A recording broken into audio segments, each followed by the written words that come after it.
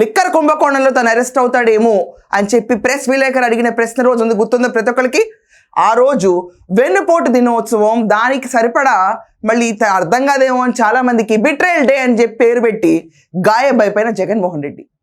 ఆలోచించండి, నిన్న జగన్మోహన్ రెడ్డి పులివెందుల ఎమ్మెల్యే ఎక్కడున్నాడు? పులివెందుల్లో ఎక్కడ వెన్నుపోటు జరగట్లేదా? ఎమ్మెల్యే కనీసం దాంట్లో పార్టిసిపేట్ చేయడా? ఇదెక్కడ నేత?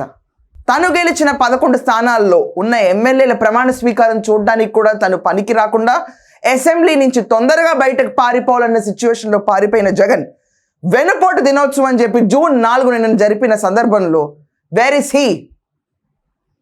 పిలుపునిచ్చిన వ్యక్తే ఒక పర్టికులర్ ఇన్స్టెంట్కి రాండి, అందరూ రోడ్ల మీదకి రండి, వెన్నుపోటు పొడిచారు, మనకి హామీలు అమలు అవ్వట్లేదు, టీడీపీ గవర్నమెంట్ పాలన బాలేదు అని చెప్పిన జగన్మోహన్ రెడ్డి ఎక్కడ?